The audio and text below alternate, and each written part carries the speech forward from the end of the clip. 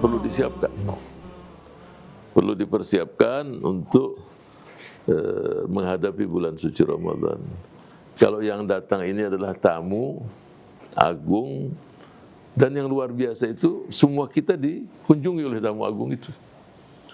Ya ayyuhalladzina amanu. Jadi yang dipanggil adalah mereka yang beriman. Semua kita mendapatkan kunjungan dari tamu agung tadi. Apa kita nggak bersyukur? Ya. Dan insya Allah kita dipertemukan dalam waktu yang dekat ini dengan tamu agung bulan suci Ramadan. Dan dia akan menjadi saksi insya Allah kepada kita, saksi yang positif. Ya, syahid lana la syahid alaina. Jadi saksi yang indah, yang bagus, yang menyaksikan di hadapan Allah Subhanahu wa taala bahwa si fulan ibn fulan ketika datang bulan suci Ramadan, dia hamba tersebut ya Allah penuh dengan kebahagiaan. Jadi memang hadis yang sering didengar oleh masyarakat, man fariha bi qudumi Ramadan harramahullahu jasadu alan dia. Ini hadis dhaif.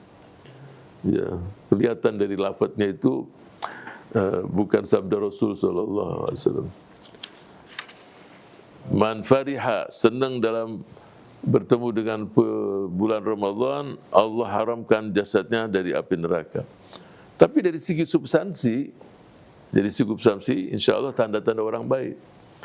Tidak cukup hanya gembira aja, tapi dia puasa juga. Gembira-gembira terus gak puasa. Kegembiraan tadi terus membuat dia senang. Ya seperti ketika seseorang kedatangan tamu. Ya. Pas datang tamu, terus dia bilang, ente kapan pulang? Ini berarti nggak seneng loh. Baru aja datang, ya sudah anda pulang sekarang. Pasti kan tidak.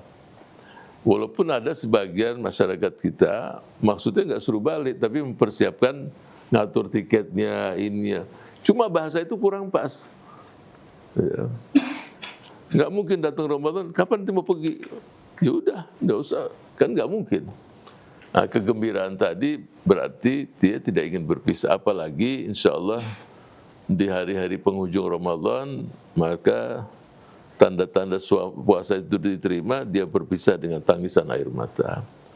Seperti tamu yang datang, yang berpisah itu dia juga, apalagi yang datang ke rumah dia orang tuanya dari satu daerah, rindu ini. Ya, karena ada orang-orang tua itu walaupun dipaksa tinggal di Jakarta nggak mau. Dia udah di kampung, dia senang di situ. Jadi si anak pun memaksa nggak bisa.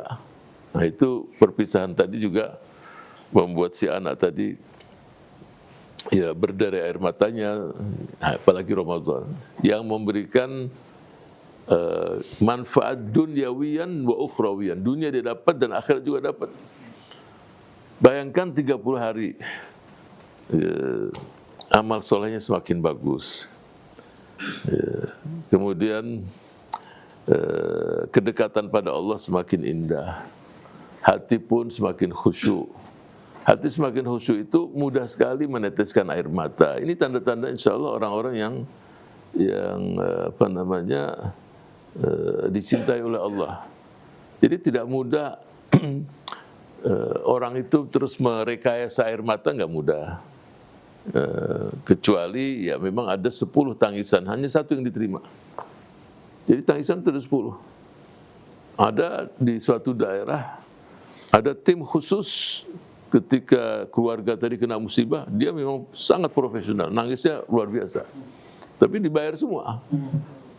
Disiapkan. Ketika jenazah, nangis semua. Nah itu ada juga memang, tapi ada nilainya. Nah, tergantung angkanya, kalau angkanya begini ya tangisannya kurang juga. Ada tangisan ya jamai di masjid. Ketika jamai pada nangis, dia ikut nangis juga. Ini tangisan-tangisan yang tidak demikian yang diterima. Tangisan yang diterima oleh Allah hanya satu. Tangisan ketika dia menangis, tidak ada yang tahu, hanya Allah Subhanahu wa ta'ala. Tidak ada yang tahu, kecuali Allah Subhanahu wa ta'ala. itu akan terwujud biiznillah. Ya ada yang diberikan oleh Allah sebelum bulan Ramadan, tapi yang sulit atau yang tidak pernah mungkin akan terbentuk ketika semakin dekat kepada Allah Subhanahu wa taala.